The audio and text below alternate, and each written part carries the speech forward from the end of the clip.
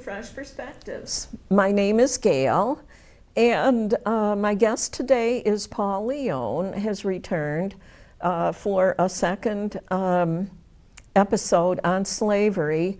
And today our topic is going to be the fugitive slave, well, I'm calling it fugitive slave law, but your initials that you have here is the letter A. What was that? Act. Fugitive Slave Act. Yeah. Okay. The Fugitive Slave Act mandate. So thank you for coming to appear on Well, Fresh thank you for having me Perspectives again, Gail. So we've spent some time talking about Underground Railroad. Oh, we sure So- have. Yeah. We, Wendy, when she was on the last episode, was mentioning things that were actually myths about the Underground Railroad, like the underground tunnels and so forth, that everybody seems to think that there were. But anyways, now what did the Fugitive Slave Act mandate? Okay, I think when one addresses the Fugitive Slave Act, generally one is talking about the law passed by Congress in 1850. But actually, there was a prior law, and there was a part of the U.S. Constitution passed in 1787 that addressed runaways. Oh, okay. It was Article 4 in the Constitution, which has to do with the relationship between the states and the federal government. And so in that one section of that law addresses those who may have escaped from one state into another, would be a slave state into a free state, but at that time a number of the northern states were still slave states. Oh, okay. And it is written in a form that the word slave is never used. It's person held to service or labor. Person held to service Anyone or labor. held to service or labor, having escaped from one state into another, shall be delivered up to the claimant of that person who has escaped. So that was written into the Constitution, which is the law of the land, but there was no enforcement of it. So runaways could pretty much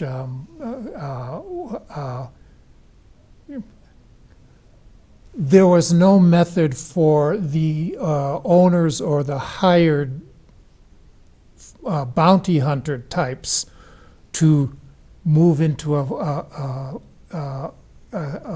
free state or a northern state where they have heard somehow, where they have become, where they know that their escaped or their runaway has found his way or her way. So there was no enforcement. There was no enforcement No. of getting the slaves back from the free there states. there was no way to provide for the apprehension and the return of the runaway. Oh, okay. So 6 years later, in 1793, Congress passed, which is generally known as the first Fugitive Slave Act. Okay. In 1793, and that had provisions for enabling either owners or hired personnel to go into the north to retrieve their property. And it also had provisions for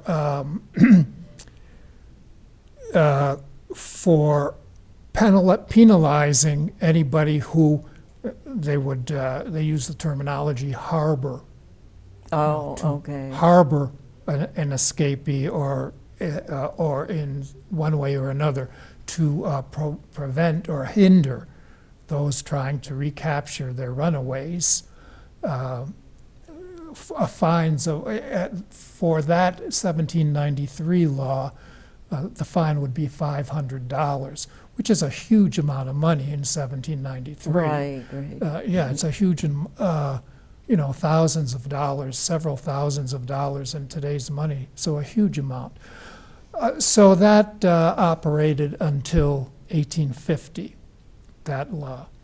And, well, you can understand that by 1850, the conflict and the hostility between the North and the South, the slave states and the free states, had risen to such a fever point that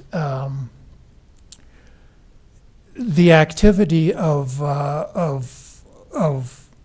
trying to recapture runaway slaves had become a battle between northern abolitionists and those who believed that slavery was certainly a moral wrong, and the slave owners who wanted their property back because their property was so valuable. The property of, I'd say in the 1850s, 1860s, if one were to total up the amount, the value of the slaves in the country, it would far surpass the value of the railroads, agriculture in the North. It would surpass, it was a huge amount of money.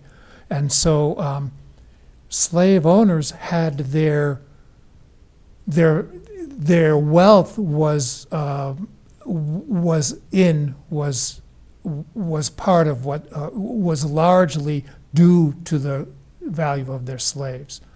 So in the 1850 law, strengthened the 1793 law, and that required, or written into that law were provisions that required law enforcement, sheriffs, any sort of law enforcement personnel in the North to aid those attempting to retrieve their property. Yeah. This was required by the law. So anybody that might be harboring a slave in their home temporarily or something, that would mean that according to this law, they were breaking Oh yeah, the law. yeah. then. That was So, the 1793 I mean, law was the same way. Yeah. If you were to harbor, that's the terminology, harbor, you would be breaking the law. Now this 1850 law increased the penalty, the fine from $500 to $1,000, Oh my. Yeah. and also provided for imprisonment at the same time. Oh. So it was a huge law, and it increased the antagonism between the North and the South, because it devolved into, conflict, physical conflict, violence in the attempts by the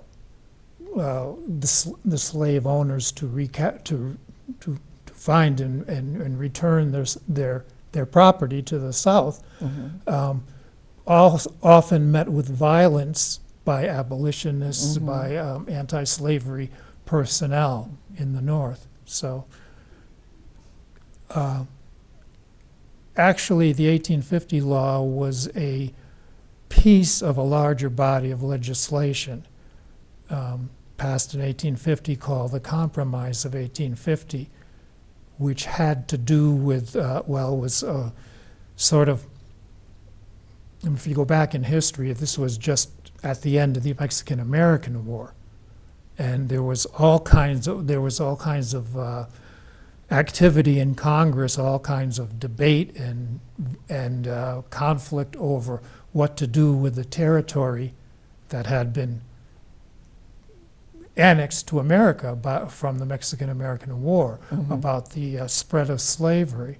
So there was a whole lot going on in that compromise of 1850, and the fugitive slave law was part of that compromise. And it passed, it passed pretty easily in Congress because California entered the Union as a free state as a result of that compromise, and Texas, Texas had already become a state, but there was a whole territory where New Mexico is, all the way up through Utah, where Utah is today, and Colorado. All of that area was annexed to America, became part of America after that war, and the question became what to do with that territory, and how slavery would be either allowed or disallowed in that territory. So it was a big deal. So okay. Oh yeah, yeah. Okay, so what were the effects of the Fugitive Slave Act on the conflict over slavery between the North and the South? Well, like I said, violence was a major effect, and the hostility between the slave states in the North and the free states in the North had become a major condition of the country. I mean, never has the country been so divided as it was at that time. We have experienced in our lifetimes divided country. We have a divided country today. Oh, I know. You can, if you remember, those of us who are old enough to have been around during the Vietnam War, the country was totally divided. But I'd say that in those pre-Civil War days, the country was divided more than it had ever been. But you can imagine now that those from the South moving into the North to retrieve their property are going to meet with hostility, and they're going to meet with pushback, even among those who are not necessarily so anti-slavery. I mean, there are a lot of abolitionists who are going to resort to violence to hinder the recapture of runaways.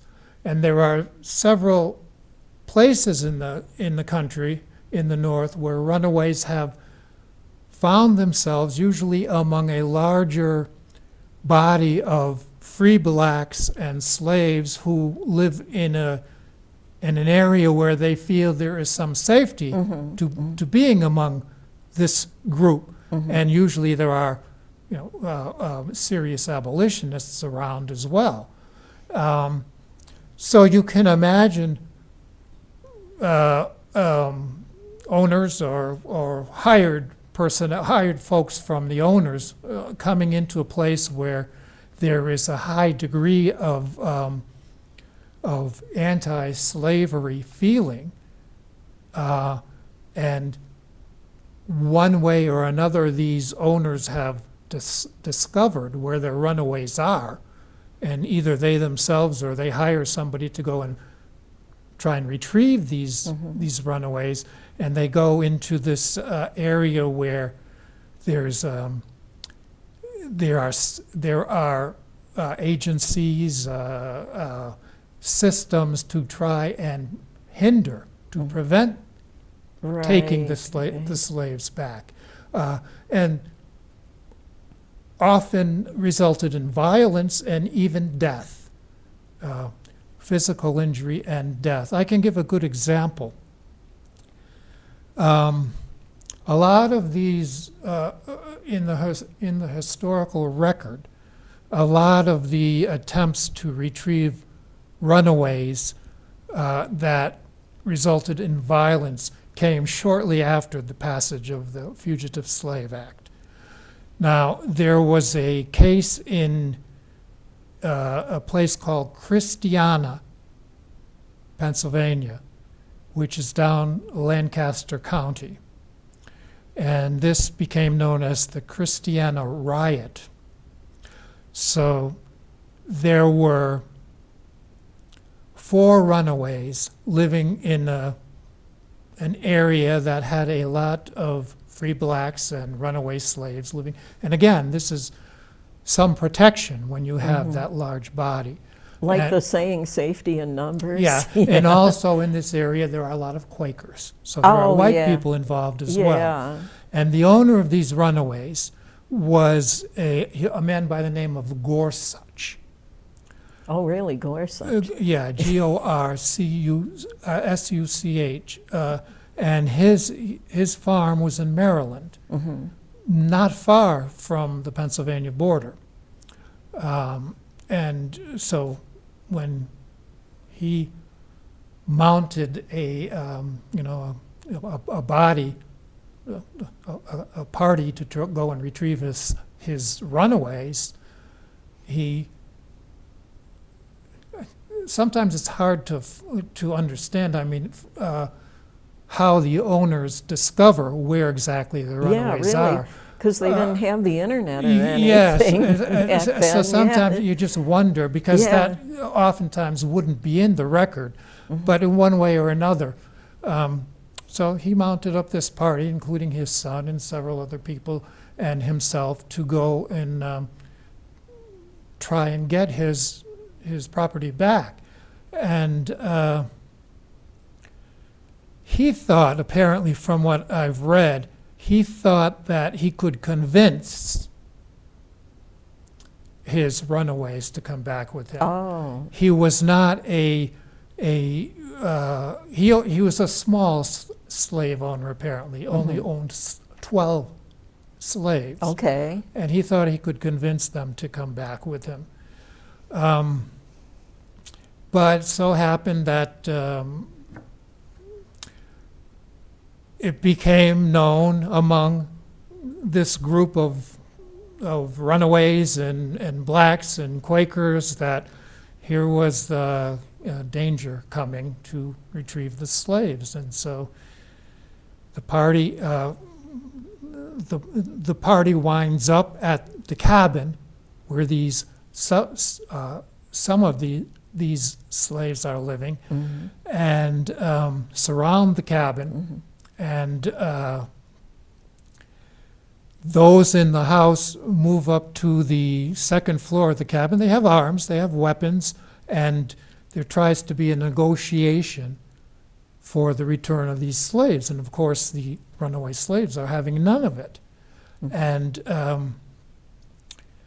well, the way it winds up is this Mr. Gorsuch is killed. He's shot and killed. Okay.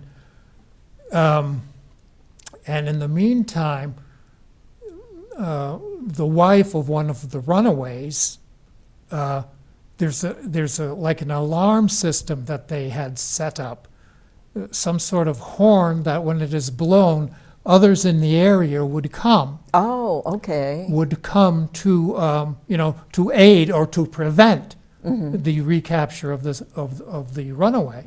And so that happened. And so there was a large number of who came and sort of those who were trying to take the runaways back, understood, and their shots fired, and this Mr. Gorsuch is lying dead on the ground, and so they take off. The people that were helping. Yeah, Gorsuch. yeah, the party there that were trying to recapture the runaways. Well, the guy had been killed that they were going to capture him for anyway. Well, so. you know, the way when I read the Yeah. when I read the reporting on it, it seems to me that this Mr. Gorsuch he was not a strict and violent slave owner the way some were, but they were. I think you can understand if those runaways are not having it. You ain't going to take me back there. No. So they're going to fight. They're going to resort to violence to keep from being taken back to slavery. And so then what happens after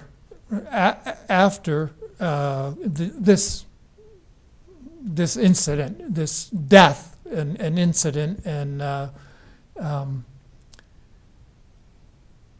the runaways say, "Oh, we can't hang around here." So off they go, and eventually, want to head to Canada. And a large number of people who were involved in the whole escapade are arrested. Oh, gosh. Like 41 people. And some I of think- them were white people, Oh, right? yeah, whites as well as blacks. And I think it was 5 white people, if I'm remembering right. And put on trial. And this happened often when those who were hindering the capture of the runaways are put on trial. They're arrested and put on trial.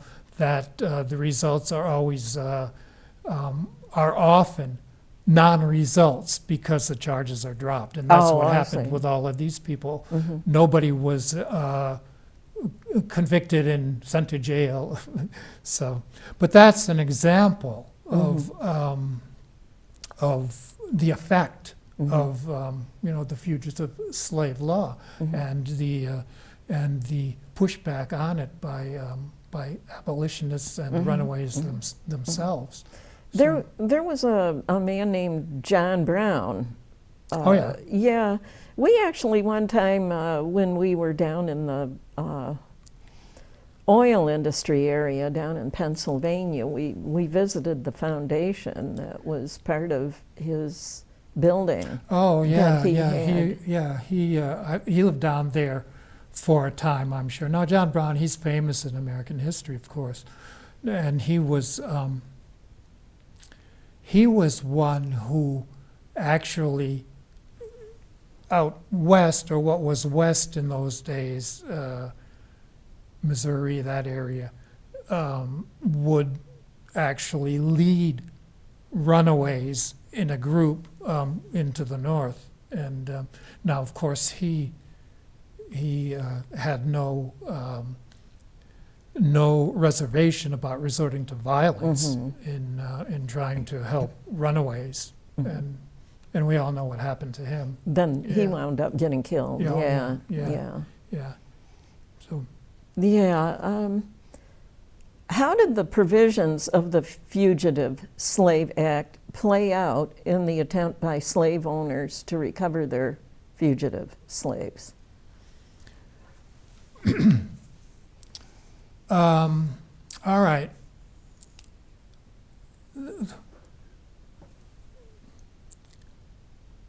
The fugitive slave law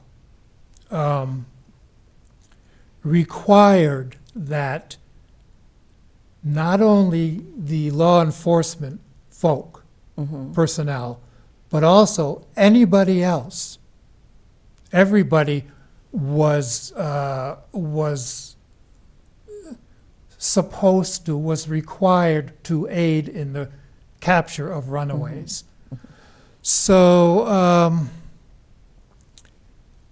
if you were discovered harboring a runaway, you would be prosecuted.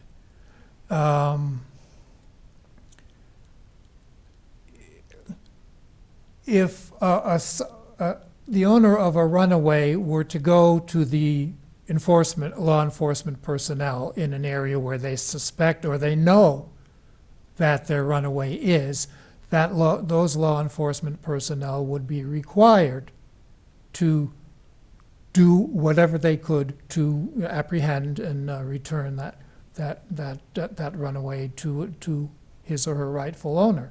Now, there were procedures that one had to go through to prove that this person you are claiming as your property is indeed your property. Mm-hmm. So there would be commissioners who would make that determination. So, say a slave owner wanting to apprehend, to return his property or what he claims to be his property back into slavery, back under his ownership, would have to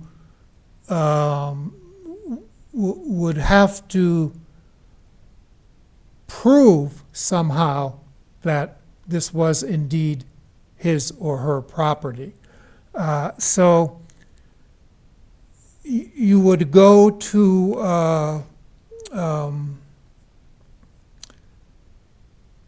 the commissioners, okay? You would go to the commissioners and make a statement that you are after your property has escaped, and you are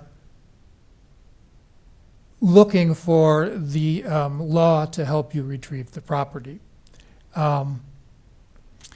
And then the commissioners would have to agree this was indeed your property, and there would be like a trial to prove that this was indeed the property or not the property. And the commissioners were paid according to whether or not the determination was made that this was indeed the property.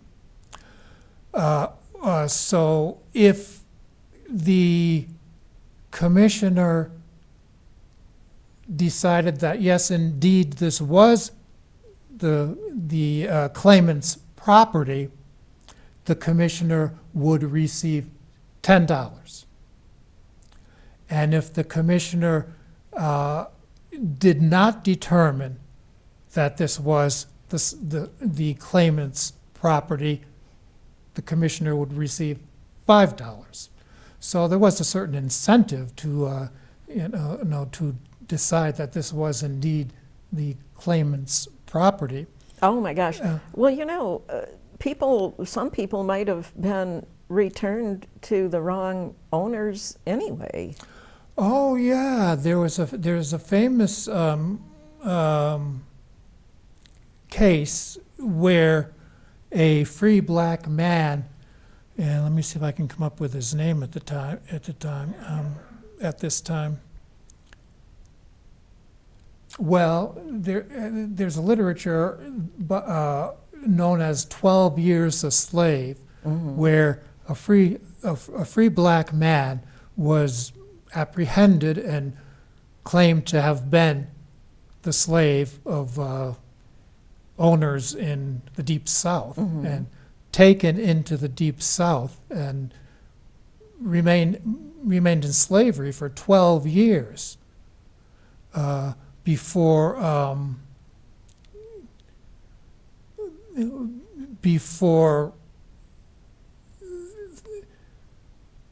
personnel in the North got wind of where this person was and who he was, and that he was indeed a free black man, went down there and retrieved him out of slavery. Okay. So he was in 12 years bonded in slavery in the Deep South as a free man, and you can understand that happened regularly. Probably. Is that yeah, I would think these were called kidnappings when slave owners or their hirees would go into the North to attempt to retrieve runaways or even, kidnap free blacks and take them into slavery. Right. I think we'll have Chris bring that up on the screen now, the $25 reward thing. Yeah, sure. Okay, now you're seeing, I guess this would have been kind of on the order of a wanted poster. Exactly, you exactly, know? that's what it is. So at the top of the page there, it says $25 reward. Ran away from Henry W. Thomas in February last, a Negro boy named Lewis, commonly called Lou. Said boy is about 19 years old, a mulatto, quite light-colored, which would mean he was biracial, mulatto, right? Right. And hair nearly straight, weighs about 130 pounds, 5 feet 8 or 10 inches high, and slender build. One of his forefingers is enlarged from a hurt when young, which disfigures it, has a large pop eye, a hawk-billed nose, and a silly look, but is quite intelligent. He is supposed to be in LaRue County. A reward of $25 will be paid for his apprehension and delivery to any of the heirs of Henry W. Thomas, who apparently was deceased at the time. Yeah, that's what that says, yeah. Or for securing him in the jail of LaRue County, July 9th, 1851. Thomas H. Thomas, agent for the heirs of Henry W. Thomas. So that was basically a wanted poster for a fugitive slave. Yeah, this was given to me, this photocopy of the actual poster by Vince Martonis. Oh yeah, Vince Martonis. So you know Vince Martonis' name. He's a local historian. Right. So this was given to me by him. And the $25 reward is a very low amount for a reward. Some of the rewards would go certainly into the hundreds of dollars. Wow. And even $1,000 at a time, which is a whole lot of money for that time. Mm-hmm. I would say that this particular poster would have been attached to, within a town in the area where this Lewis was in slavery, mm-hmm. and around in the area, and I think that would be the case because that reward is pretty low for this runaway. Mm-hmm. And oftentimes in these advertisements for runaways, reading between the lines, you can get a lot of information. For instance, the descriptions, the physical descriptions of them, often had mention of physical defects. Oh yeah. And yeah. Oftentimes those physical defects were or might have been a result of what was called correction under slavery. Oh yeah. So that might be the case with this particular runaway. Now you can, if you look back pre-Civil War and during the days of slavery, you will find that this type of advertisement appeared in the newspapers regularly. And I believe that you could find those in newspapers as far north as Warren, Pennsylvania. Now, I have never done a real search, but I believe you could find them that far north. I've looked in the Jamestown on microfilms in Chautauqua County and never found any. Mm-hmm. But these would be posted all over the place for runaways, mm-hmm. and rewards offered. And it's always very interesting to read the descriptions because I see that, you know. Of course, how else would they describe the person so that they could be found? But, yeah. You know, it's kind of derogatory. Oh yeah, really, it definitely is. It dehumanizes the person, silly looking, and a large nose, or this and that. Yeah. Now, let me see. Let me look at this a second here and see if it's got. No, it doesn't. On this, my book here in the sketches, this I call it this icon. All right. Was used in advertisements for runaways. So show this on the screen here, this sort of icon. And when advertisements would appear in the newspaper, oftentimes they would have this icon as part of the advertisement, and a reward offered for return of the runaway. Sometimes the rewards could be, you know, quite valuable, quite large. And they would result in success, you know, for the owners. Well, you know, something that this makes me think of, and it never occurred to me to think of it before, but if a person who was not a runaway, but maybe they became somehow disabled while they were being a slave, what did the people who were slave owners do with that person? Well, it would depend on the slave owner. It would depend on the owner. Whether they were a fairly nice person. Yeah. They might have some sort of lesser responsibility or job for somebody who was handicapped in one way or another. It might retire them, might try to sell them off. So it would depend on the owner. Might free them. No longer my responsibility. When one looks through the literature of the Underground Railroad and the Fugitive Slave Act, it's mind-boggling. And I can give some really, to me, mind-boggling examples of attempts to retrieve runaways. Yeah, or the process of runaways planning and actually making an escape.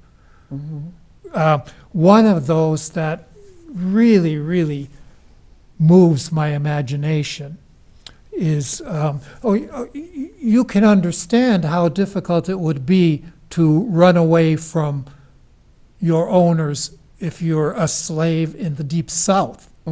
Now, there were those who went south to Mexico. There were those, but I've not seen a lot of history about that, but I know there were. I think some of them went to the Bahamas or something, didn't they? Wherever they could go, I suppose. You know, I thought I heard that. But let me mention one case. That, now, this history, we talked the last time I was here about William Still. Oh, yes. And he wrote The Record, a large volume of histories of runaways that came through his office in Philadelphia. William Still. And so this particular case is in his record. This was a couple from Georgia. So that's the deep South. A couple by the name of William and Ellen Craft were their names. And Ellen Craft was very light-skinned because she was the child of a white man and a mulatto woman. Oh, okay. So she was 3/4 white, very light-skinned. And the word they used in those days was pass. She could pass for white. Oh, okay. And so when I try to imagine the planning that went into this escape that these two made, it required intelligence, and it required long planning, because what they did was Ellen Craft cut her hair and disguised herself as a man. As a white man. As a white man, which required purchasing clothes for her. And crazy thing was, this woman didn't know how to read or write. Oh my gosh. So she's going to try and escape with who became her husband, William, from Georgia to the northern states. A huge territory. She couldn't read or write. So put her arm in a sling. Oh. So nobody would require her to write. Dressed as a white man, and it was not uncommon for slaves to travel with their owners. The owners would take the slaves along with them to this or that place, to be their servants in this or that place. And so that's what these two planned and carried out. Now, they would have to go on, let's see, if I'm remembering the route they took, I think Macon was their first stop. They would go in a train and take a train, and maybe to Norfolk, and then maybe on a boat, a ship. And they made their way to Philadelphia, to Still's office, and actually carried out their escape. And so actually, she was disguised as supposedly her man's owner. Right. And to me, I mean, trying to imagine that, traveling all that distance, and it's not easy to make a woman into a man. No. And apparently they were questioned at one place or another, probably suspected somehow before getting on a train, but they managed to get on, and I think there was some sort of other passengers on the train. I'll let them on, like that, and they got on, and they made it to Philadelphia. Then they made it to Boston. Oh. So Boston was another area, one of these areas where there was a substantial community of black folks, free blacks and slaves as well, which offered relative safety. They get to Boston, and Boston is where William Lloyd Garrison is operating. Now, William Lloyd Garrison is a famous abolitionist who published the newspaper The Liberator, and he was also one to whom Frederick Douglass became involved. Yeah. Because when Douglass made it to Boston, and William Lloyd Garrison was witness to Douglass speaking to a group, because that's what Douglass did once he got involved in publicly speaking about his condition as a slave, and here he was a runaway, and Garrison took Douglass on and put him on speaking tours. Oh, okay. And he did the same thing with William and Ellen Craft. And so, he would take them around to speak to audiences, and you can imagine the audiences were very, very interested in the experience of running away from slavery and the condition of slavery. Eventually, William and Ellen Craft went to England and lived out their lives in England. Okay. So that's a very, very, astounding Did she ever story. have the chance to learn to read and write? That I don't know. You don't know that. That I don't know. But in the case of Douglas, Douglas, Douglas wrote 3 autobiographies. I think I said that the last time I was here, and described how he learned to read. And as a young man, he obviously was an extremely intelligent person. As a young man, he began to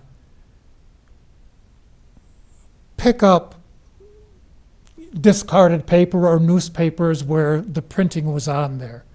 And he understood immediately that this was something he needed to know, because it would unlock a lot of a whole bunch in his mind and his capabilities.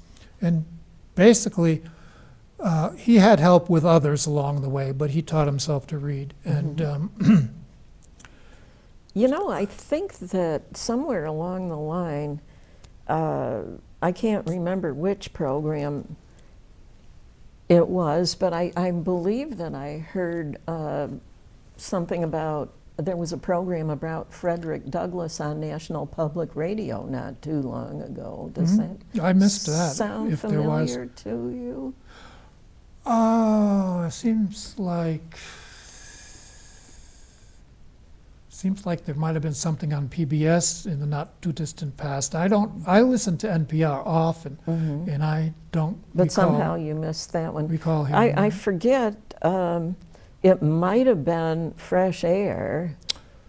I'm thinking it more than likely might have been Fresh Air. Okay. It might have been somebody that maybe wrote a book about him or had learned a lot about him or Well. something.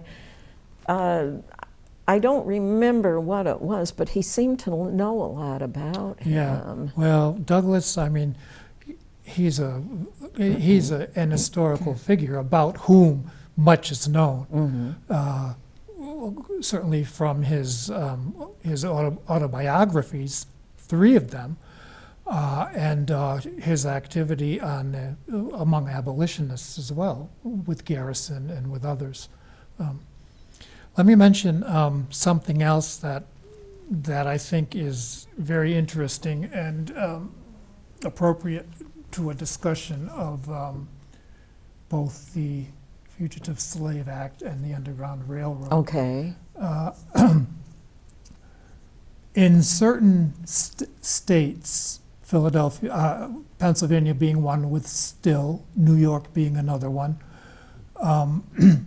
the states had passed in their legislatures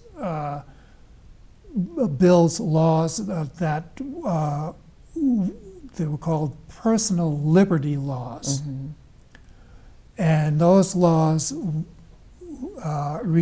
stated that a slave who has run away from a slave state and entered a free state is free in that state. So, Only that state. well, particularly now, if a slave owner were to bring a slave or his slaves into a free state, the personal liberty laws stated that those slaves could, according to their own choice, decision, they could become free. The slave owner could no longer claim them within that state as his property. Okay. And there's a very, very sort of celebrated case that William Still was involved in Philadelphia, where an owner, it was not uncommon for slave owners to travel with their servants or slaves. So there was a case where Still was in his office, and word came to him from somewhere where that a slave owner, a man who was prominent man, you know, a lot of the slave owners were very, very prominent, And this man apparently had some sort of job or beginning some sort of position in the federal government as an ambassador to Nicaragua or someplace. And he had brought his servant, a woman by the name of Jane Johnson, Oh. with him. Uh-huh. And so Still got wind of this and traveled. The two were on the ship that brought them to Philadelphia. And so Still went onto the ship, and he probably had somebody with him. He might have had a small band with him. Went onto that ship and confronted the slave owner and told that slave owner, or told the slave, a woman by the name of Jane Johnson, and who knows where the name came from, because oftentimes the slaves, they took the name of their owners sometimes. Right. So Still let this woman know that if she wanted to, she could be a free woman. Her being here in the state of Pennsylvania, which they're called personal liberty laws. Oh, Okay, okay. You are in a state now where if you decide you no longer want to be a slave, your owner will no longer have a claim upon you. And the woman decided that. And so she went along with yeah, it. she took off with William Still, and I don't know what happened to her, but so she left slavery. And that's all you ever heard about her then? Well, I suppose there could be follow-up on her history, but I don't know. Now this man by the last name of Still, he was a black man himself, was Yeah, he? William Yes. Still, and we spoke about him last time I was here. He was one of the most prominent of the agents, Underground Railroad agents, and abolitionists. Now,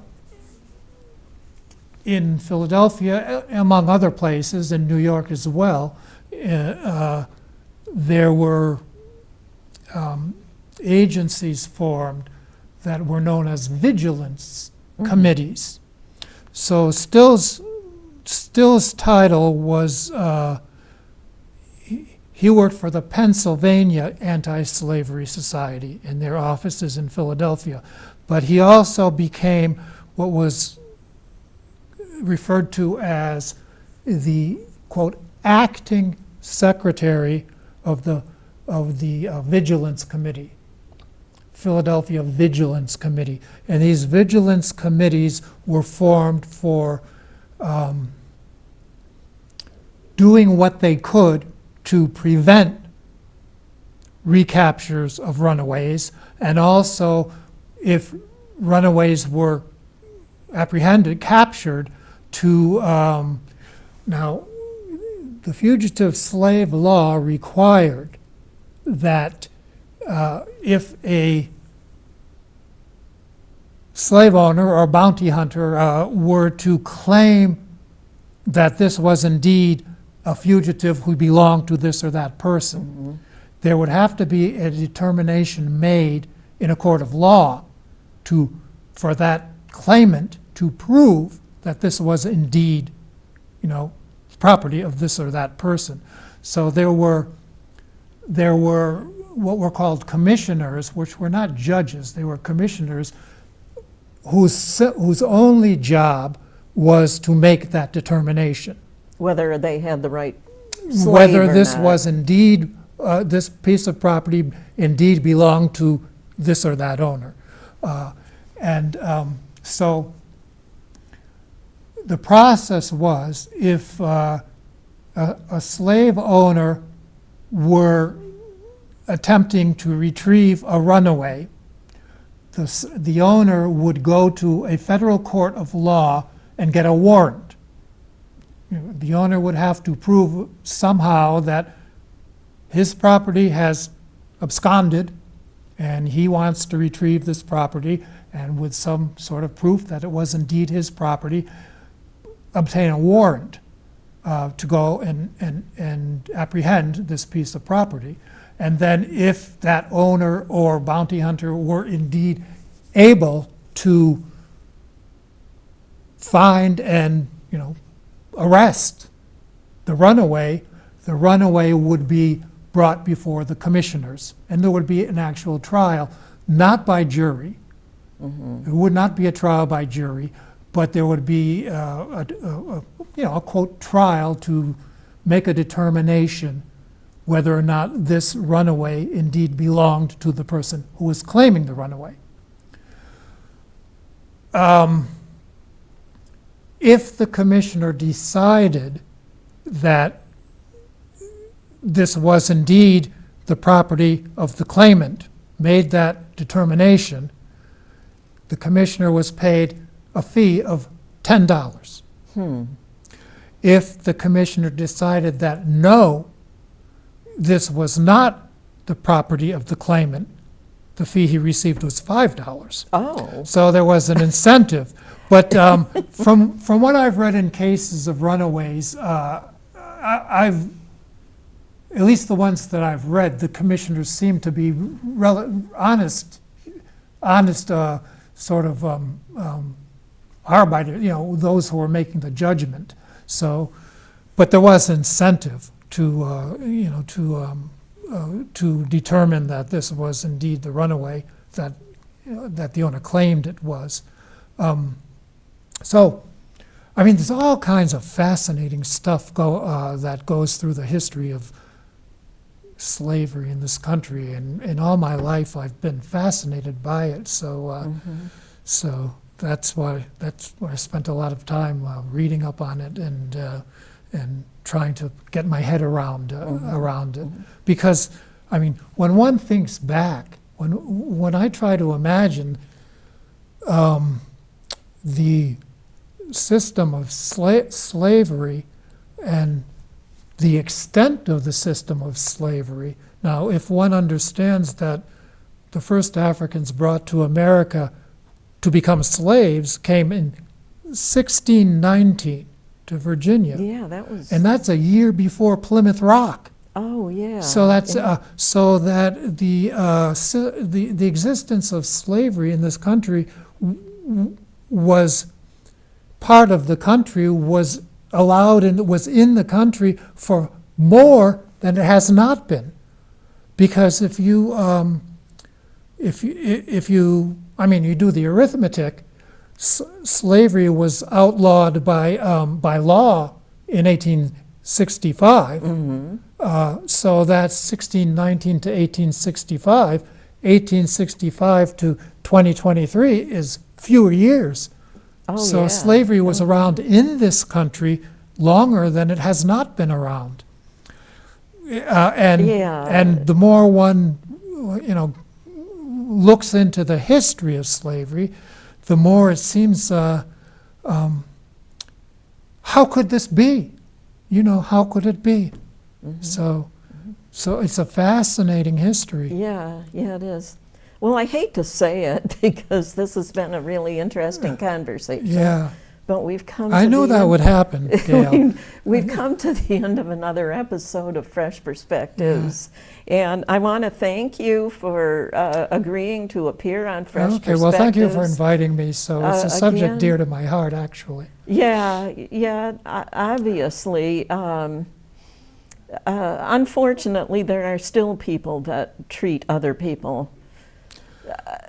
There's no end to what humans are capable of inflicting upon each other.